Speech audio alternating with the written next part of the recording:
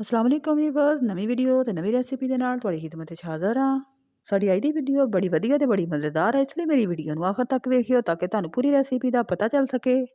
ਤੇ ਨਾਲੇ ਮੇਰੀ ਵੀਡੀਓ ਨੂੰ ਲਾਈਕ ਕਰਿਓ, ਸ਼ੇਅਰ ਕਰਿਓ, ਕਮੈਂਟ ਕਰਿਓ ਤੇ ਮੇਰੇ ਚੈਨਲ ਨੂੰ ਸਬਸਕ੍ਰਾਈਬ ਕਰਿਓ ਤੇ ਆਖਰ ਵਿੱਚ ਘੰਟੀ ਵਾਲਾ ਬਟਨ ਦਬਾਉਣਾ ਨਹੀਂ ਭੁੱਲਣਾ। ਜੀ ਰੈਸਿਪੀ ਵਿੱਚ ਅਸੀਂ ਬਣਾਵਾਂਗੇ ਮਟਰਾਂ ਵਾਲਾ ਪੁਲਾਓ ਤੇ ਨਾਲ ਬਣਾਵਾਂਗੇ ਆਲੂਆਂ ਦੀ ਚਿਪਸ। ਟਾਈਮ ਜ਼ਾਇਆ ਕੀਤਿਆਂ ਬਗੈਰ ਅੱਜ ਦੀ ਰੈਸਿਪੀ ਅਸੀਂ ਕਰਦੇ ਹਾਂ ਸ਼ੁਰੂ। ਸਭ ਤੋਂ ਪਹਿਲਾਂ ਮੈਂ ਇੱਕ ਲਿਆ ਪੈਨ ਦੇ ਵਿੱਚ ਮੈਂ ਪਾਏ 3 ਤੋਂ 4 ਸਬਜ਼ ਕੱਟੇ ਹੋਏ ਪਿਆਜ਼।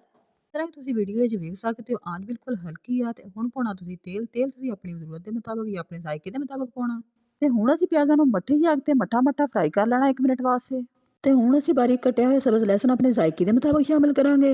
ਲਹਿਸਨ ਸ਼ਾਮਿਲ ਕਰਨੇ ਤੋਂ ਬਾਅਦ 30 ਸੈਕਿੰਡ ਵਾਸਤੇ ਫਰਾਈ ਕਰਾਂਗੇ। ਹੁਣ ਅਸੀਂ 2 ਕੱਟੇ ਹੋਏ ਟਮਾਟਰ ਸ਼ਾਮਿਲ ਕਰਾਂਗੇ। ਫਿਰ ਇਸ ਤੋਂ ਬਾਅਦ 5 ਤੋਂ 6 ਕੱਟੀਆਂ ਹੋਈਆਂ ਸਬਜ਼ ਮਿਰਚਾਂ ਸ਼ਾਮਿਲ ਕਰਾਂਗੇ। ਤਾਂ ਫਿਰ ਇਸ ਤੋਂ ਬਾਅਦ 3 ਮਿੰਟ ਵਾਸਤੇ ਹਲਕੀ ਜਿਹੀ ਅੱਗ ਦੇ ਉੱਤੇ ਇਹਨੂੰ ਪਕਾਵਾਂਗੇ।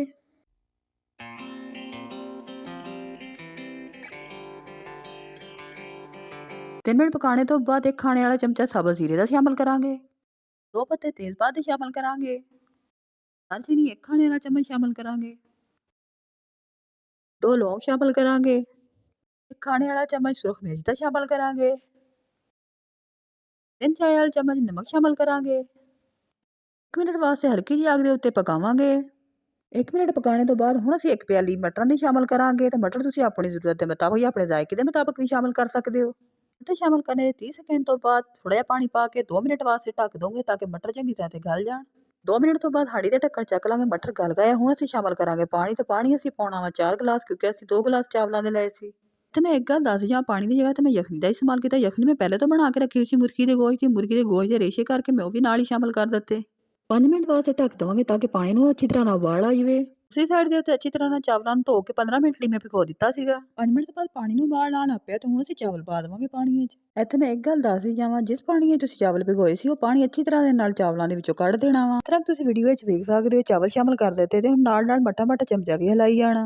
ਚੁੱਲ੍ਹੇ ਦੀ ਅੱਗ ਜ਼ਿਆਦਾ ਮੱਠੀ ਨਹੀਂ ਰੱਖਣੀ, ਦਰਮਿਆਨੀ ਕਰ ਦੇਣੀ ਆ। 5 ਮਿੰਟ ਦਰਮਿਆਨੀ ਅੱਗ ਤੇ ਪੱਕਣ ਤੋਂ ਬਾਅਦ ਚਾਵਲਾਂ ਦਾ ਪਾਣੀ ਖੁਸ਼ਕ ਹੋ ਗਿਆ ਵਾ।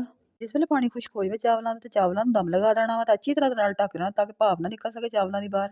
ਅਗਰ ਤੁਹਾਡੇ ਕੋਲ ਟਾਈਟ ਢੱਕਣ ਨਹੀਂ ਹੈਗਾ ਤਾਂ ਤੁਸੀਂ ਪੌਣੇ ਦਾ ਵੀ ਦਮ ਦੇ ਸਕਦੇ ਹੋ, ਅਖਬਾਰ ਦੇ ਨਾਲ ਵੀ ਦਮ ਦੇ ਸਕਦੇ ਹੋ। ਇੱਕ ਗੱਲ ਦਾ ਖਿਆਲ ਜ਼ਰੂਰ ਰੱਖਣਾ ਕਿ ਅੱਗ ਬਿਲਕੁਲ ਮੁੱਠੀ ਰੱਖਣੀ ਹੈ। ਚਾਵਲਾਂ ਨੂੰ ਦਮ ਲਗਾ ਕੇ ਦੂਸਰੇ ਪਾਸੇ ਅਸੀਂ ਬਣਾ ਲਾਂਗੇ ਆਲੂ ਦੀ ਚਿਪਸ। ਆਲੂਆਂ ਦੇ ਚਿਪਸ ਅਸੀਂ ਕੱਟੇ ਹੋਏ ਆ ਤੇ ਠੰਡੇ ਪਾਣੀ ਦੇ ਨਾਲ ਚੰਗੀ ਤਰ੍ਹਾਂ ਦੇ ਧੋ ਲੈਣੇ 2 ਤੋਂ 3 ਮਰਤਬਾ। ਕੱਟੇ ਹੋਏ ਆਲੂਆਂ ਦੀ ਚਿਪਸ ਇੱਕ ਬਾਉਲ ਵਿੱਚ ਪਾਏ, 2 ਚਾਹ ਵਾਲੇ ਚਮਚੇ ਨਮਕ ਦੇ ਪਾਏ ਤੇ 2 ਚਾਹ ਵਾਲੇ ਚਮਚੇ ਸੁਰਖ ਮਿਰਚ ਦੇ ਪਾਏ ਤੇ 2 ਖਾਣੇ ਵਾਲੇ ਚਮਚੇ ਅਸੀਂ ਕੌਰਨਫਲੋਰ ਦੇ ਪਾਵਾਂਗੇ, ਜਿਸ ਤਰ੍ਹਾਂ ਕਿ ਤੁਸੀਂ ਵੀਡੀਓ ਵਿੱਚ ਵੇਖ ਸਕਦੇ ਹੋ। ਤੇ ਹੁਣ ਅਸੀਂ 1 ਖਾਣੇ ਵਾਲਾ ਚਮਚਾ ਬੇਸਣ ਦਾ ਪਾਵਾਂਗੇ।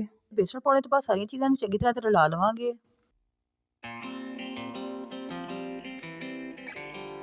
ਕੱਟੇ ਹੋਏ ਆਲੂਆਂ ਦੀ ਚਿਪਸ ਦੇ ਮਸਾਲੇ ਸਾਰੇ ਚੰਗੀ ਤਰ੍ਹਾਂ ਤੇ ਰਲ ਗਏ ਤੇ ਦੂਸਰੇ ਪਾਸੇ ਅਸੀਂ ਰੱਖਾਂਗੇ ਫਰਾਈ ਪੈਨ ਦੇ ਵਿੱਚ ਪਾਵਾਂਗੇ ਉਸ ਤੇ ਜ਼ਰੂਰਤ ਤੇਲ। ਦਰਮਿਆਨੀ ਅੱਗ ਤੇ ਉਹਦੇ ਤੇਲ ਨੂੰ ਗਰਮ ਕਰ ਲੈਣਾ। ਜਿਸ ਵੇਲੇ ਤੇਲ ਗਰਮ ਹੋ ਜਾਵੇ ਤੇ ਵਿੱਚ ਆਲੂਆਂ ਦੀ ਚਿਪਸ ਸ਼ਾਮਿਲ ਕਰ ਦੇਣੀ ਆ, ਜਿਸ ਤਰ੍ਹਾਂ ਕਿ ਤੁਸੀਂ ਵੀਡੀਓ ਵਿੱਚ ਵੇਖ ਸਕਦੇ ਹੋ। ਇੱਥੇ ਮੈਂ ਦੱਸਦੀ ਜਾਵਾਂ, ਆਲੂਆਂ ਦੀ ਚਿਪਸ ਬਣਾਉਣੇ ਵਾਸਤੇ ਮੈਂ ਦਰਮਿਆਨੇ 4 ਆਲੂ ਲਏ ਸੀਗੇ। ਤੁਸੀਂ ਆਪਣੀ ਜ਼ਰੂਰਤ ਦੇ ਮੁਤਾਬਕ ਵੀ ਲੈ ਸਕਦੇ ਹੋ। ਤੇ ਜਿਸ ਵੇਲੇ ਤੁਸੀਂ ਆਲੂਆਂ ਦੀ ਚਿਪਸ ਤੇਲ ਵਿੱਚ ਪਾ ਦਵੋ ਤਾਂ ਉਸ ਵੇਲੇ ਅੱਗ ਮੱਠੀ ਕਰ ਦੇਣੀ ਆ ਤੇ ਨਾਲ ਚਮਚ ਵੀ ਥੋੜੀ ਦੇਰ ਬਾਅਦ ਹਿਲਾਉਂਦੇ ਰਹਿਣਾ। ਤਕਰੀਬਨ 10 ਮਿੰਟ 'ਚ ਆਲੂਆਂ ਦੀ ਖਸਤਾ ਜਿਹੀ ਚਿਪਸ ਤਿਆਰ ਹੋ ਜਾਂਦੀ ਹੈ। ਤੁਸੀਂ ਆਪਣੀ ਮਰਜ਼ੀ ਦੇ ਮੁਤਾਬਕ ਚਿਪਸ ਨੂੰ ਖਸਤਾ ਕਰ ਸਕਦੇ ਹੋ। ਮੈਂ ਇੱਥੇ ਬਹੁਤ ਜ਼ਿਆਦਾ ਖਸਤਾ ਨਹੀਂ ਕੀਤੀ ਹੈਗੀ, ਮੈਂ ਦਰਮਿਆਨੀ ਰੱਖੀ ਆ। ਬੜੀ ਵਧੀਆ ਤੇ ਬੜੀ ਮਜ਼ੇਦਾਰ ਆਲੂਆਂ ਦੀ ਚਿਪਸ ਤਿਆਰ ਹੋ ਗਈ ਆ ਤੇ ਹੁਣ ਅਸੀਂ ਇੱਕ ਪਲੇਟ ਵਿੱਚ ਕੱਢ ਲਵਾਂਗੇ ਤੇ ਬਾਕੀ ਬਚੇ ਹੋਏ ਆਲੂਆਂ ਦੇ ਚਿਪਸ ਵੀ ਤਲ ਲਵਾਂਗੇ, ਜਿਸ ਤਰ੍ਹਾਂ ਕਿ ਤੁਸੀਂ ਵੀਡੀਓ ਵਿੱਚ ਵੇਖ ਸਕਦੇ ਹੋ।